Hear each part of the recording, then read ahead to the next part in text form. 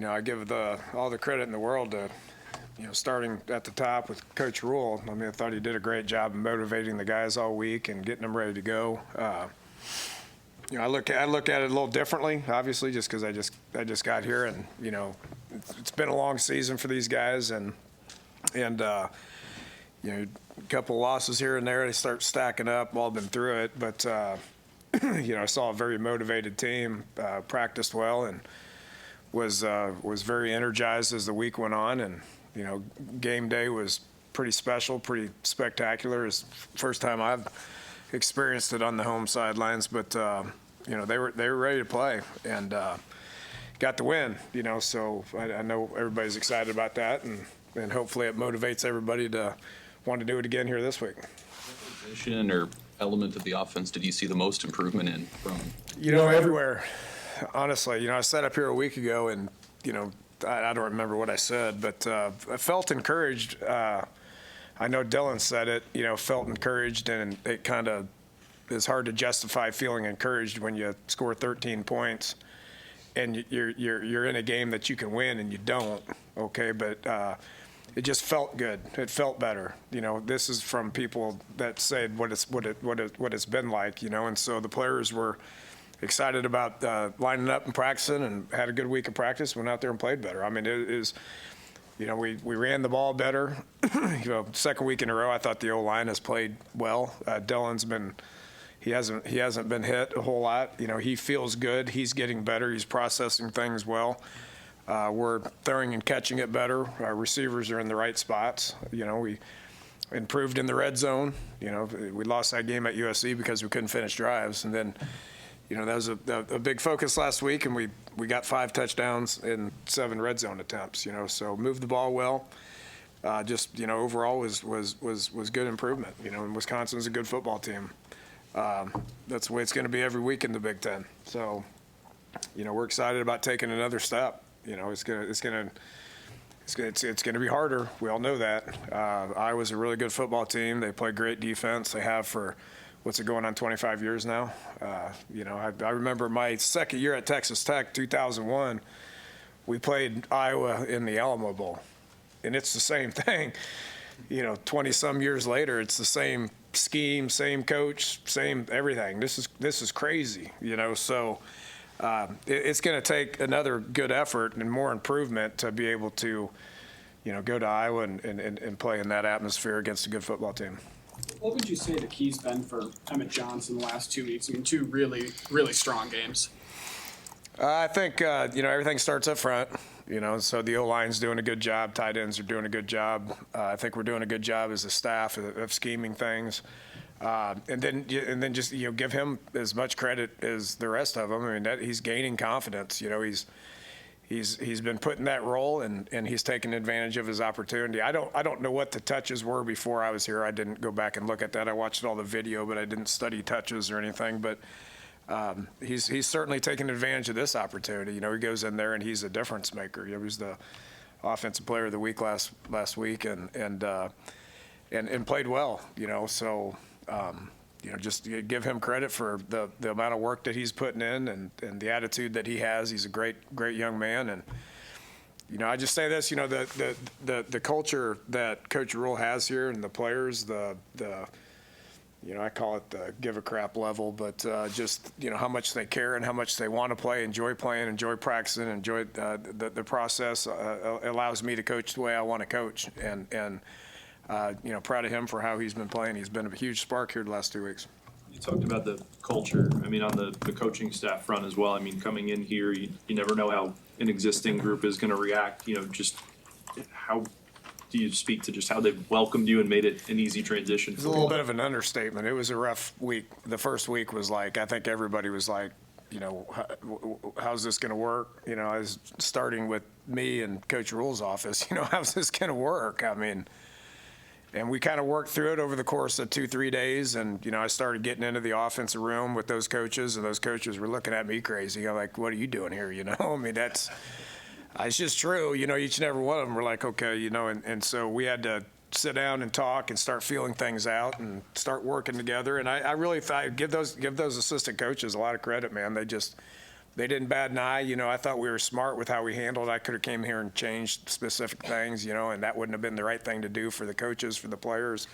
And so I was the one that had to learn, and it was, I ain't gonna lie, it was rough for about 2 weeks. I'm sitting there, with flashcards trying to learn offense and terminology. And, I know Coach mentioned this yesterday. It's just true. I mean, I got tongue-tied a few times in the game on Saturday and couldn't get out. I knew what I wanted. I just couldn't, say it, and so those coaches have to help me with it.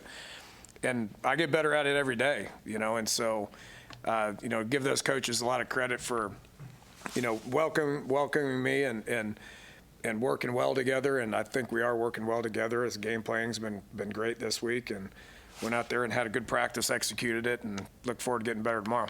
Have you been able to add much? Sorry. You're okay. Have you been able to add much at all conceptually with what with what they're doing? A little bit here and a little bit there. I mean, just they have everything in the playbook. I mean, this is a very large playbook. And it's. I think it just goes back to, Coach Rule's been an NFL guy, and the offense has kind of stayed the same for him, and he's added to it, and Sat's added to it, and then you got Coach Raiola, who's an NFL guy who's adding to it, and Glenn, who's an NFL guy that's adding to it, and so there's just all kinds of ideas and stuff. So that playbook got pretty big. So I was just like, look, there's only one sheet, and whatever's on the sheet's what's going to get called, and so. That's my job, is to take all the information from everybody. They all give me ideas. They ask me if this is too much and let me know, and I go, I promise you I'll let you know. And so they give me all your ideas, and I'm going to organize it to where I know where things are, and I know we've repped them, and I know we're good at it. And if that's not the case, then I take them off the sheet, and they're not going to get called. So we probably shouldn't focus on those calls in practice. So we've done a good job of coming together and coming up with the plan of what makes sense to our players, and if it don't make sense to me, it ain't going to make sense to them. And so I think that part's been good. Back to the language acquisition. When was the last time you had to learn a brand new language that you weren't familiar with? I think when I was in college at Iowa Wesleyan, I played in the air raid, and so that's how Mike Leach, for a couple of years, at Iowa Wesleyan. Then I went to Valdosta. It was the same offense, and then I broke away, and that was my offense. And I've changed my offense over the course of years. That's 35 years ago, probably in high school, was probably a different offense. And I do think when they developed the air raid, I think they looked at a pro-style offense and said, we're going to do everything different than that. So learning the air raid, I promise you, everything's different. And so it's been good for me. It's one reason why I wanted to come, is to challenge myself to do that. It's one reason why I wanted to go to TCU at the beginning of the year, is to sit in a defensive room and challenge myself. And so it's been good. At the end of the day, there's only 11 people out there, but it's been a long time. I know it's a more recent rivalry, but any nostalgia or enjoyment of being an Iowa guy in the Nebraska-Iowa game? No, not really.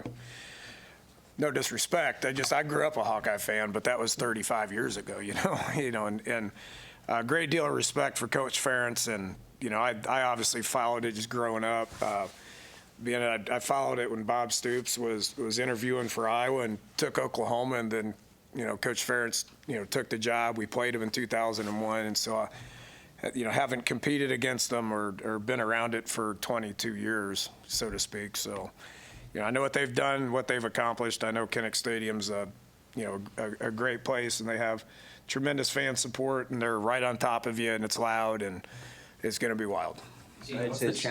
Besides his obvious gifts, what stands out about Jacory Barney and just what has made him successful as a freshman? Well, he's a fun kid to be around. I noticed that, and so. Just his personality is infectious. He's fun to be around. He works hard. He had 2 or 3 really good practices when I first got here, and then his back started tightening up, and I was like, man, I guess you're not what I thought you were. And then a week later, he snapped out of it, and he's been good for 2 weeks. Works hard, practices hard, understands, football, the offense, how to line up. We were probably playing, people in too many different spots, I was like, so why is he here on this play and he's there on another play, and so they're just kind of moving people around too much, and that's one thing I've always believed in, and being a receiver coach is just settle people in at spots, and you let them get comfortable, and that reduces the thinking, and they can go out there and they can just play, and so I've noticed that with him over the course of the last couple of weeks, just being more familiar and understanding kind of where to line up and what to do. My job's to take the thinking out of it for these guys, just a freshman, man. I told him, and I hesitate to say this, but I told him, you have some Tank Dell in you, because he does. I mean, he's not very big. He's twitchy. He can run. He's got good ball skills. It took Tank probably 3-4 years to be able to be in that mindset, and now he's doing it at the NFL level. This kid's a freshman. When Tank was a freshman, he was at Alabama A&M. And then he went JUCO, and then I got him, and a couple years later, he is what he was. But he's got that kind of ability, and look forward to coaching him hard here over the next couple games, see where we're at. I'm sure that it's been pretty day What's by up, day. man? Hey, how are you? Good. You doing all right? Doing well. Didn't I'm sure recognize you in here last week. I'm joking. I'm sure it's been pretty day by day for you since you got here. After this last game, you're used to doing in-homes. They don't do that now. Do you know what you're doing next week? No. You recruiting the portal, or what's ahead for you? I'm taking Saturday off. That's the only thing I know. I will probably dig into that on Sunday. I said this last week. We don't know what we don't know yet. I mean, this is like, I don't want to talk about it. I don't want to know what's next. I told Coach Rule, I promise you I will put my head down and get after USC, and then get after Wisconsin, and then get after Iowa, and then we'll figure out where we're at. There's a bowl game on the horizon, which everybody's excited about. I know Coach is excited about the developmental practices, and that's going to take place, and I look forward to 14, 15 practices, whatever it is now. Which is new, because like bowl games, when recruiting was taking up 90% of your time, I sat in front of the media, complaining about bowl games because you really couldn't practice. I mean, you're out on the road recruiting. You got to deal with finals. Sometimes you play the game on December 15th. I mean, when are you going to practice? The last 3 or 4 bowl games that I've been to, we literally practiced 5 times. It was a game week. And so I think that's going to be a little bit different now because of the rules and stuff. And I know we'll take advantage of the developmental stuff, which is going to be awesome, because there's a bunch of freshman receivers that I don't even know who they are. It's honestly, I mean, I haven't coached them yet, and so look forward to doing that. As far as what's next, I don't know. I'm taking Saturday off. You heard me, Susan? I ain't coming in. I kind of relaxed a little bit last week. So my family came in town, had a lot of people here. So we had a little bit of downtime and stuff, so that was pretty cool. And then, after the game, we all celebrated, so that was pretty cool. And then back to work Sunday morning. Dana, what did you see from the tight end position, just where Nate Borkacher, Luke Lindenmeyer were getting in there a lot last week, and conversely, Fidone maybe not having a lot of snaps? Yeah, I took that approach at every position. I mean, I know everybody wants to talk about the tight end position because of what happened on Saturday, but that's been the case at every single position. It's about competition, and competition makes people better, and so we're trying to develop competition at every single position. I do think that the tight ends have improved, especially Nate and Luke. They have improved, because I said what I said. I don't care who's played or who's the starter. If you're not performing at the level I need you to perform at, based on what looks like in practice, then we're going to change it. And that position's been changed based on the fact that Nate and Luke have really done a nice job. Okay, now I think that motivated Thomas. Thomas just had the best practice he's had since I've been here. And so I appreciate his attitude and his understanding, and he lined up and he practiced hard for 2 days, and so I would anticipate him going in there making plays on Saturday. Hey, Dana, outside of that conversation about what's going on here next month or next year, can you just speak to, from your aspirations, how do you want to get back to the place where you're a head coach again at the college level? I'm happy being here right now. I love what I'm doing. I had more fun on Saturday than I've had in a long time. You know, I mean, there's an element of being head coach 13 years, not being able to enjoy it like I did on Saturday.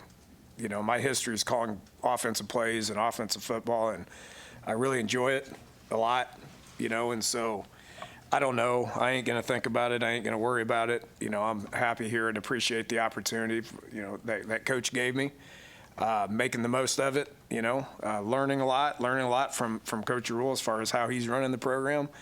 I'm not going to answer the question as far as what I want to do next. Just to be clear, though, you're you know, been called plays in a bowl game. But yeah, I mean, that's the plan. You know, I don't know. I mean, you know, my plan's to focus on Iowa and try to beat Iowa and then see what happens after that. Thank you. Thank you.